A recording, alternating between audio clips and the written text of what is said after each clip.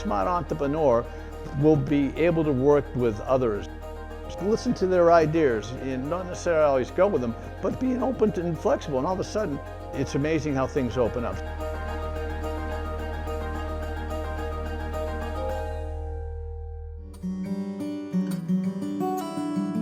Joe Farrell grew up on the mean streets of Roxbury in Boston. At the age of 12, his family's move to the coast would set Joe's destiny in motion. Moved near the water in Quincy.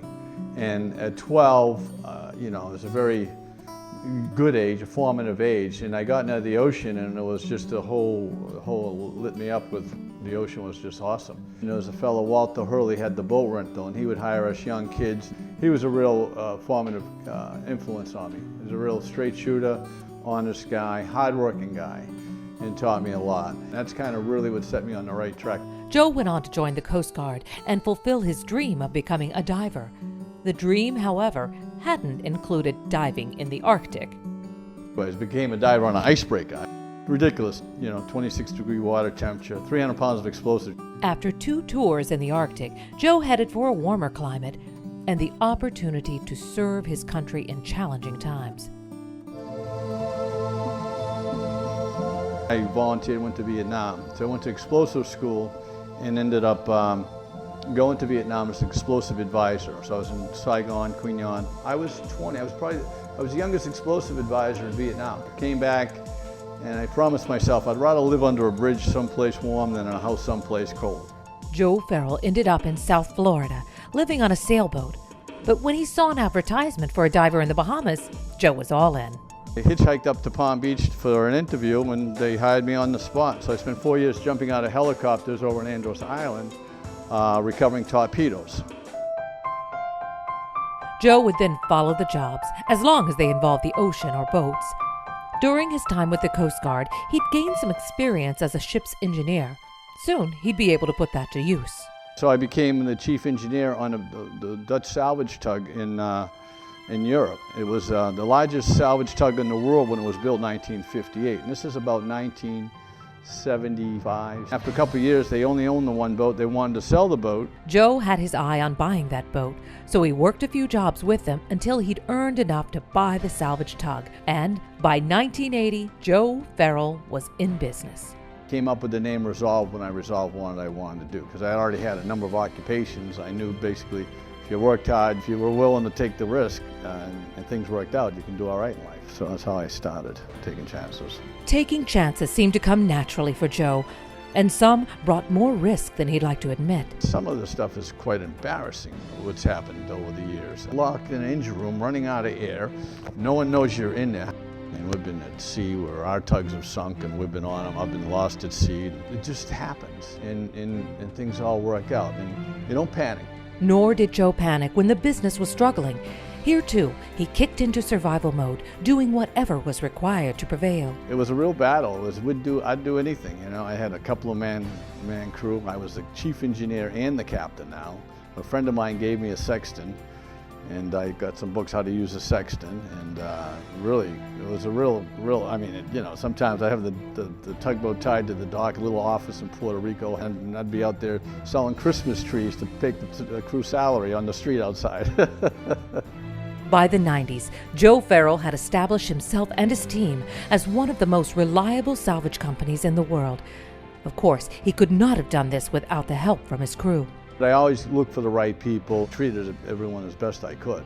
It's nice, our business, because we're actually helping a lot of people, and we're doing good all the way around. But the key's been the right guys. I've had one fella has been with me like 30 plus years now, Frankie. He just raised a submarine in India there. We just finished that the other day.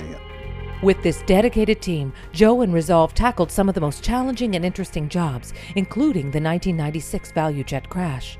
That was declared by the NTSB and the FAA as the toughest aircraft recovery in the history of aviation. We recovered a ship that was in Barranquilla, Colombia, that had their drugs in it. We had 6 guys, automatic weapons, protecting us from the military, who I didn't trust. So I made an agreement with them. I'd do the job only if they allowed me to use 2 of my guys to watch their 6. Joe Farrell and Resolve Marine continued taking the challenging jobs, but remained a lean organization. Joe had the guts, the vision, and the drive to keep Resolve going strong, but he knew with the right operations guy, the sky was the limit. He found that guy in 2005 when his friend and former client joined the Resolve team. I joined as a COO, as a Chief Operating Officer. When I came here in 2005, we had a very small office.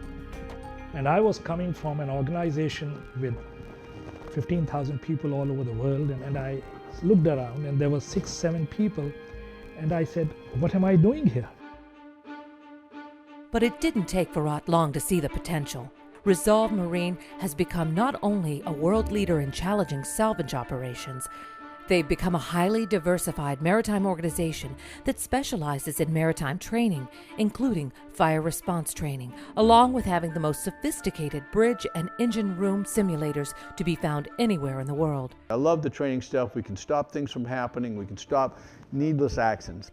Today, Resolve Marine has almost 280 full-time employees, a large fleet of ships and crane barges, and a presence all over the world. We're now going in all the directions that our clients are asking us. In the last 8 or 7, 10 years even, it's just been stellar. Now we're doing the biggest jobs on the planet. We got a big operation in Dutch Harbor in Alaska. We have up there, we rescue the guys up there with the deadliest catch. We ended up towing the Costa Concordia. Every time you think you've done the most interesting job, another one comes up just as unique. During BP, I had probably 800 guys working on 120 vessels in 5 states.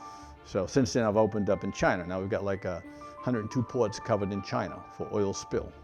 We're just opening up in Gibraltar now. We're down, you name it, we're on all the major continents now.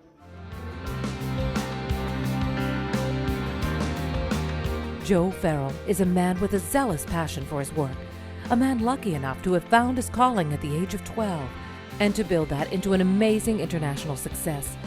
On top of all that, he's blessed with a loyal wife and 3 children who now work at Resolve, ready to carry on the legacy. Joe never forgets to count all those blessings. I go to church 7 days a week when I'm in the United States. I truly do. And I've watched in my life and my career how it's helped. Joe Farrell has quite a few secrets to his success. A man unafraid of risk, who recognizes and appreciates the talent around him. A man with a daring vision that enabled him to grow an empire from a single salvage tug. The 2015 International Golden Compass Award honoree, Joseph E. Farrell, Jr.